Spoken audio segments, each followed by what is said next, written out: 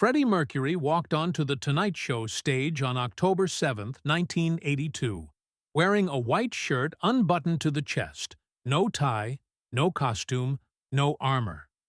And the moment Johnny Carson looked into his eyes, he knew something was wrong. Not with the performance. Freddie Mercury could always perform. What was wrong was everything underneath it. The man sitting down in that guest chair was not the same creature who had set Wembley on fire, who had bent 70,000 people to his will with a single raised fist. That man was somewhere else. And the person who had taken his place was someone very few people had ever seen. Someone quieter. Someone afraid. Johnny would not understand why until 22 minutes into the interview, when... But before starting our video, I'd like to say something. I often see comments from people who did not realize they were not subscribed. If you enjoy the channel, please take a second to check and make sure you are subscribed. It is free, and it really helps us keep the show growing. Thank you for being part of this journey with us. Freddie Mercury said 4 words that made the entire studio go completely silent. 4 words that Johnny Carson, in 30 years of television, had never heard from a guest in quite that way. Not like that. Not with that look behind them. What those 4 words were, and what they revealed about the most theatrical performer in rock history, is a story that has never been fully told. Until now. If this story already has its hooks in you, hit that like button right now and drop a comment telling me where in the world you are watching this from. Because what happens next will change how you hear Queen's music for the rest of your life. October 1982. Queen had just released Hot Space, and the reviews were brutal. Disco-influenced, commercially calculated. A betrayal, some critics said, of everything the band had built. The record was selling, but the rock press had turned. NME called it Queen's creative collapse. Rolling Stone was barely warmer. For most artists, bad reviews are an occupational hazard. For Freddie Mercury, they were something else entirely, because Freddie Mercury had built his entire identity on the idea that he could not be dismissed, that the sheer force of what he did on stage was too large, too undeniable to be reduced to a paragraph of contempt. And now it had been reduced, and he had to go on American television and smile about it. But the reviews were not actually what was eating him alive. 3 weeks before the Carson taping, something happened that almost nobody knew about. Freddie had received a letter. Not from a journalist, not from a promoter. From his mother, Bulsara, writing from the family home in Feltham, West London. The letter was not angry, not accusatory. That would have been easier. It was something worse. It was gentle, and it was worried. Had been watching from a distance as her son became one of the most famous human beings on the planet. And what she wrote in that letter, in her careful, quiet handwriting, was a single question that Freddie could not answer. She asked him if he was happy. Not successful. Not celebrated. Happy. She wrote that she saw him on the television sometimes, all the lights and the costumes and the crowds, and she was proud. She was always proud. But sometimes she watched his face in the quiet moments between songs, when he thought the cameras were not on him, and she asked whether anyone was taking care of him, whether there was someone who knew the real Freddie, not the stage Freddie. Her son, Farokh. He had not written back. He did not know how.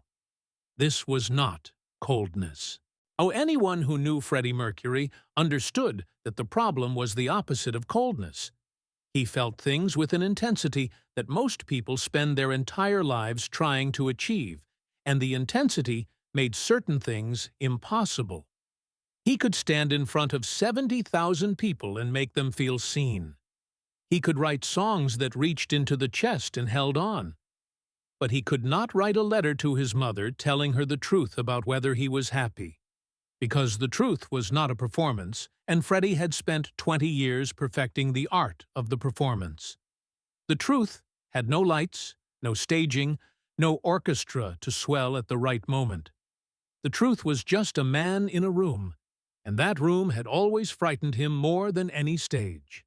Peter Freestone, Freddie's personal assistant, he said later that those weeks before the Carson appearance were among the strangest he ever witnessed.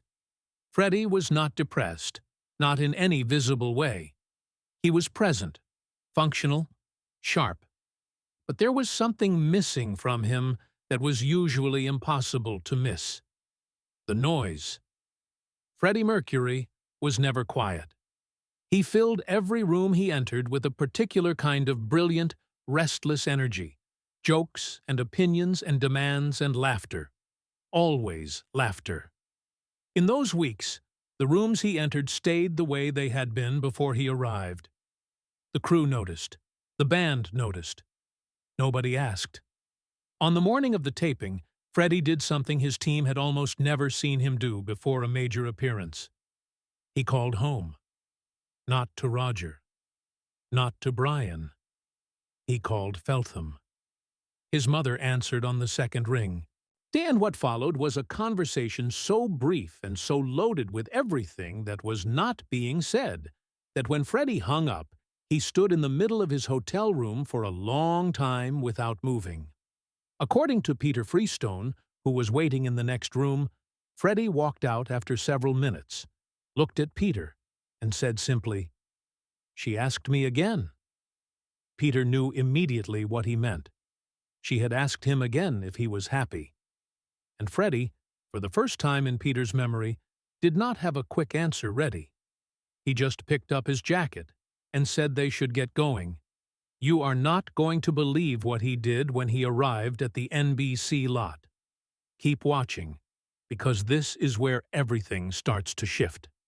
The Tonight Show studio in Burbank was buzzing at 5 in the afternoon, the way it always buzzed. The cameras being repositioned, the band running sound checks, producers with clipboards moving at the speed of controlled panic. Freddie arrived with a small entourage and almost immediately did something unexpected. He asked to be left alone in the green room.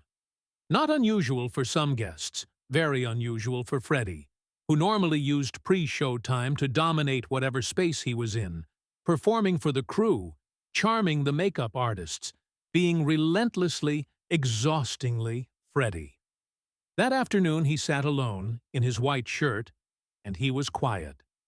A production assistant named Carol Watkins, who worked the show for 11 years, later recalled walking past the green room and pausing in the doorway.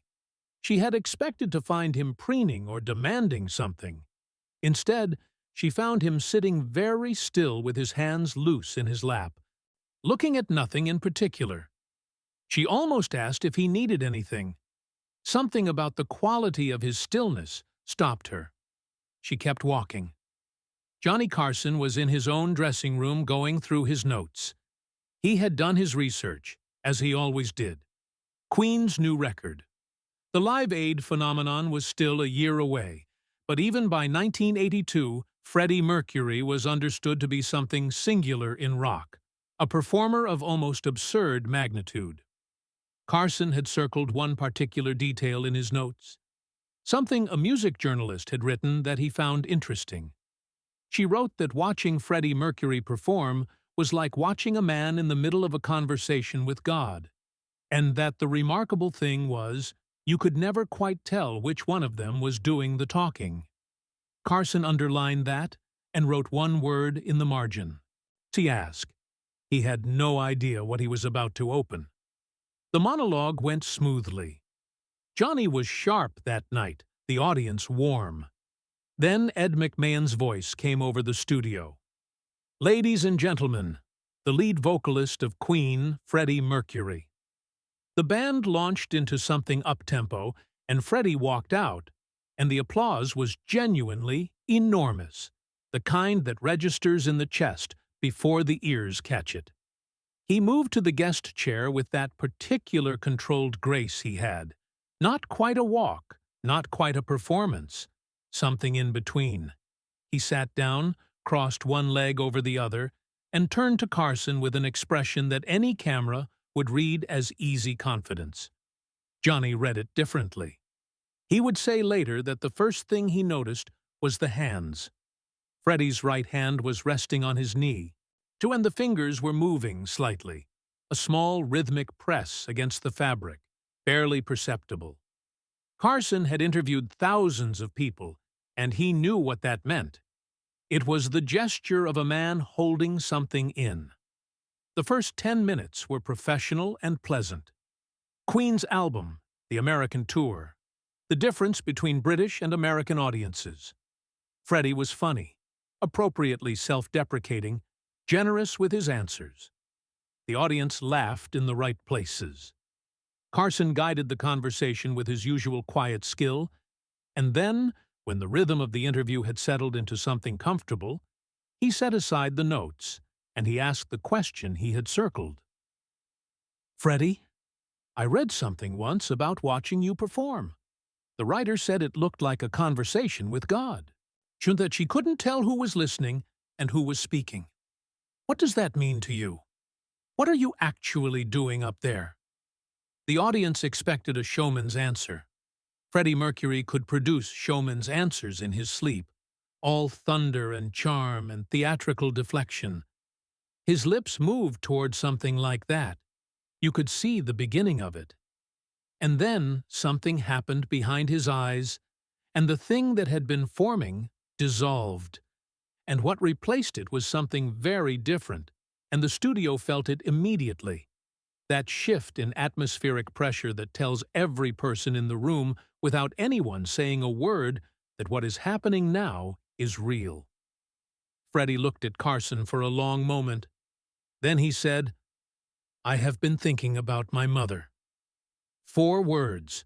The audience did not know what to do with them, and they were too specific, too unperformed.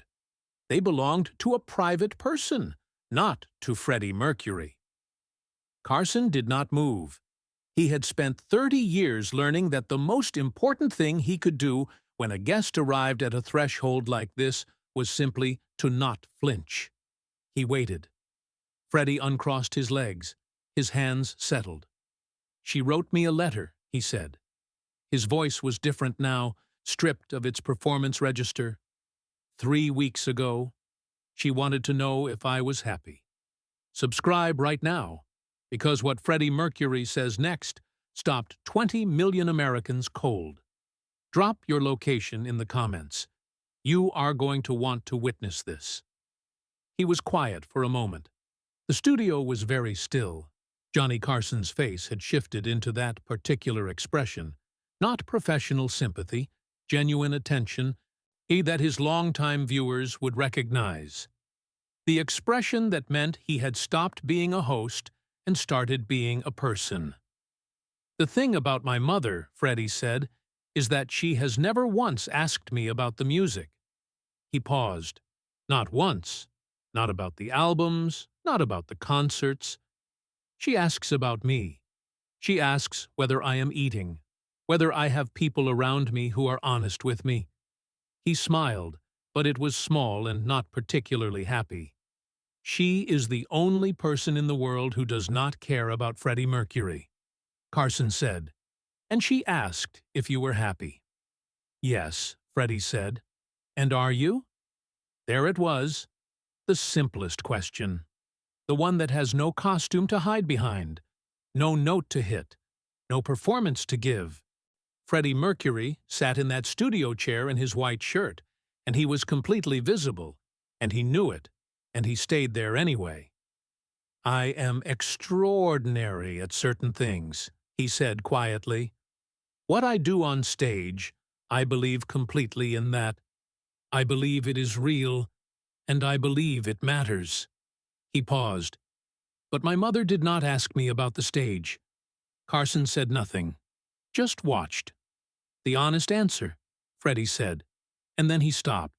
Started again. The honest answer is that I wrote her back, and I said yes, of course, I am happy. Are you not watching? And I put the letter in the post box, and then I stood there on the street in London, and I thought, I have no idea if that is true. The studio was silent in a way that studio audiences almost never are. Not the anticipatory silence before a punchline. Something heavier and more private than that. A woman in the third row would later tell a journalist that she had looked around at the people near her and every face was wearing the same expression, the look of someone who has just heard their own thoughts spoken out loud by someone who was supposed to be nothing like them. Carson leaned forward very slightly. He said, "When did you last know for certain?"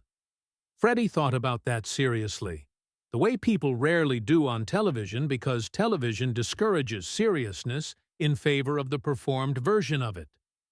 He thought for several seconds, with his eyes somewhere in the middle distance, and then he came back and he said, "Zanzibar. I was 8 years old, and my father took me to see the ocean for the first time. Not a beach, the actual open ocean. He put his hand on my shoulder, and we stood there, and neither of us said anything, and he was not a man who said much. But I knew, standing there, that I was exactly where I was supposed to be. I knew it completely." He paused. "I have been chasing that feeling ever since. I have found it on stage sometimes. At the very beginning of a concert, right before the lights come up, there are a few seconds where anything is possible and nothing has gone wrong yet, and I feel it then. But it does not last." Carson said, "Does anything last?" Freddie looked at him, and for the first time a real smile came. Not the performance one. Something quieter and more like recognition. "You are very good at this," he said. "I have had some practice," Johnny said. The audience laughed, and it was the right kind of laughter, the kind that releases something without diminishing it. If you are not subscribed yet, he'd do it right now because this is the moment the whole night has been building toward. And tell me where in the world you are watching from. What Carson did next was the thing that separated him from every other interviewer of his era, and arguably of any era. He did not press. He did not pivot to something lighter. He let the space stay open, and he sat in it alongside Freddie without any visible discomfort. And that silence between them lasted long enough to feel extraordinary on television, where silence is the thing producers are trained to be most afraid of. But no one moved to fill it. Not Ed McMahon. Not the producer in the booth. Not the audience. Because something sacred was sitting in that studio, and everybody felt it. When Freddie spoke again, his voice was very quiet. "I should call her," he said. "Not write. Call.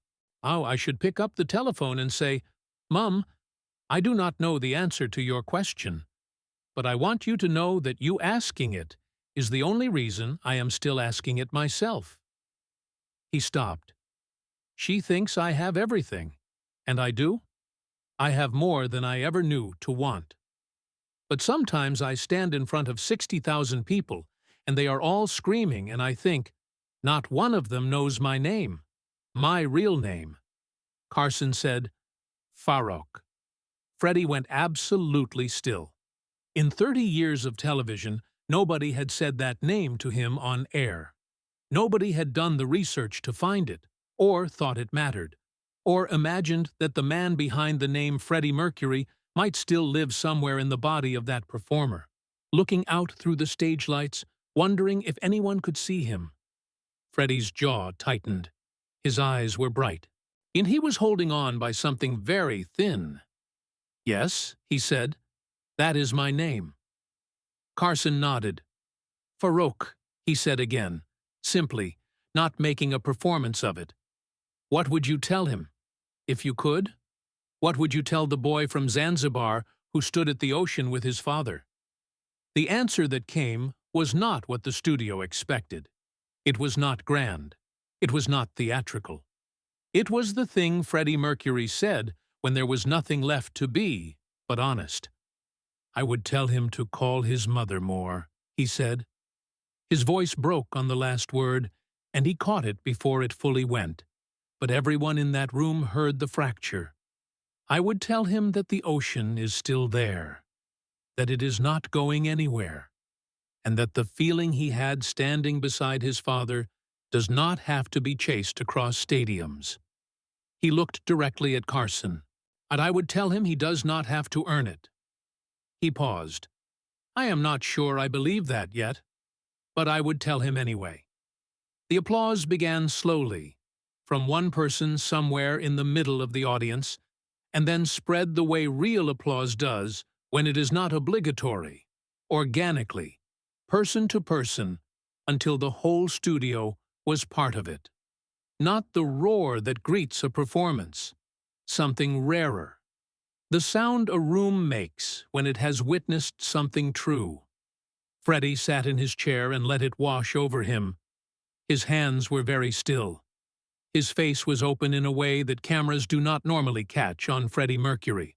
All the defenses down, nothing being managed. Carson reached across and briefly gripped his arm. Just that. Just a hand on an arm for a moment. Then he withdrew and turned to the audience and said, "Ladies and gentlemen, our Freddie Mercury." And something about the way he said the name suggested he meant both of them. That night, after the taping, Freddie went back to his hotel on Sunset Boulevard. Peter Freestone was waiting in the suite with dinner arranged. When Freddie walked in, Peter could see immediately that something had shifted. Not broken, not damaged. Something released. The way a room changes after a long shut window is finally opened. The performance face was gone. The particular alertness Freddie carried everywhere. The readiness, the constant low-level audition for the invisible audience that followed him through every room of his life. That was gone too. What remained was quieter, and in its own way, more striking. Just a man in a hotel room, tired in the way people are tired after they have said something true. Freddie picked up the phone. Peter did not ask. He went into the other room and closed the door. He could hear, very faintly, the sound of Freddie Mercury talking to his mother in the way that Farokh Bulsara had probably not talked to her in years, quietly, without performance, for a long time. When Freddie emerged, he did not explain what had been said. He ate dinner. He watched television. He went to bed at a reasonable hour for the first time in weeks. Peter Freestone said it was the most ordinary evening he could remember Freddie having in years.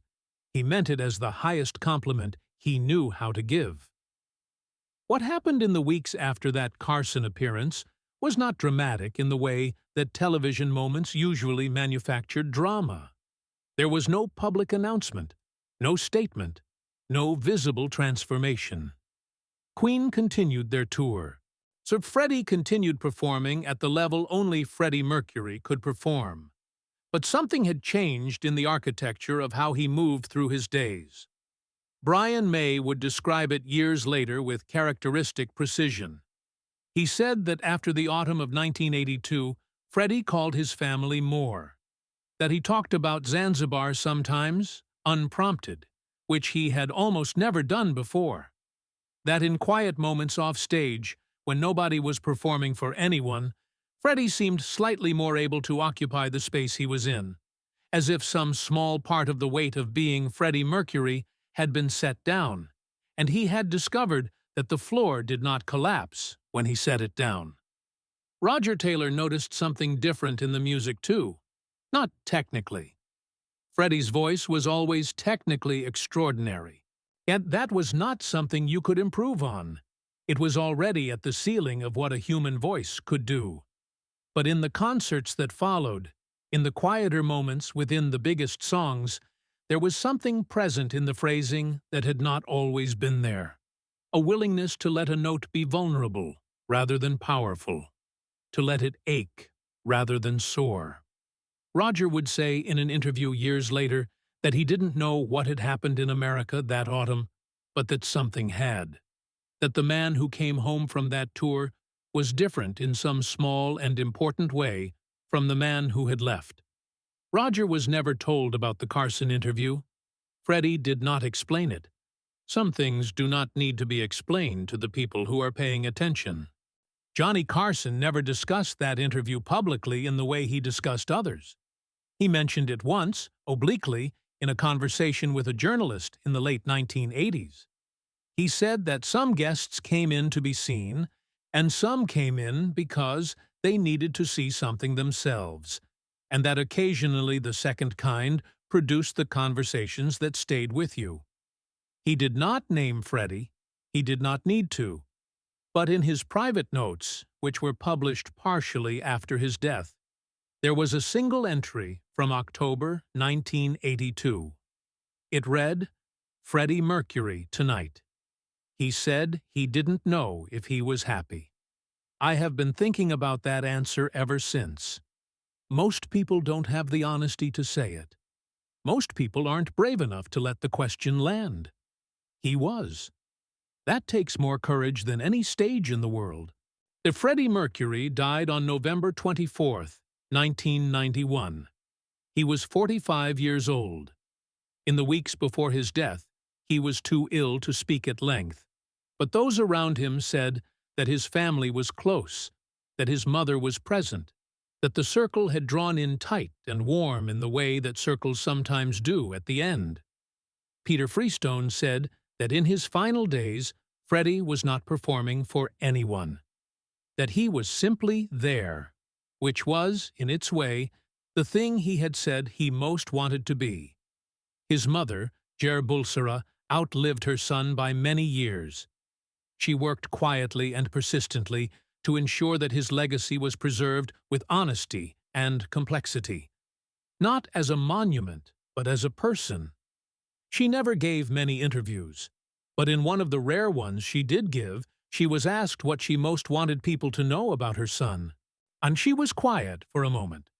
Then she said that he was a very loving boy, and that he called more often in his later years, and that she was glad of it.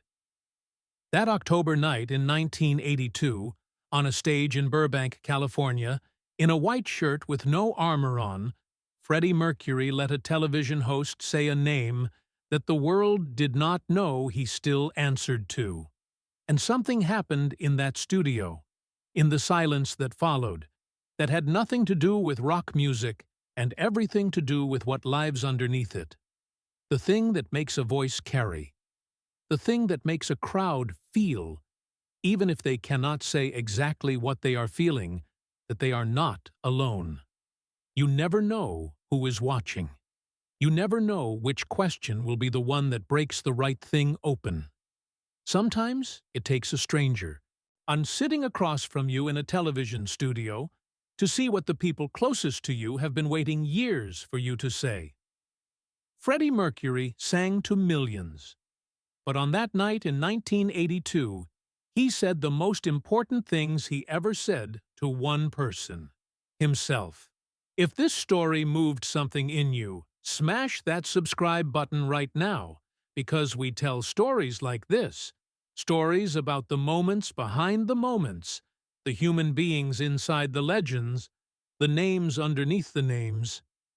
Hit the like button if you believe that the bravest thing any of us can do is answer honestly when someone who loves us asks if we are happy. And drop a comment below telling me where in the world you are watching from, because this story is reaching people everywhere, and I want to know where. Tell me your city, your country. Leave a name if you want. And maybe someone in the comments needs to read it. Maybe that someone is you. And the hype button, if you see it, hit that too. Because stories like this deserve to travel as far as they can go. Call your mother. Call whoever it is. Do not write. Call. Tonight. You already know who I mean.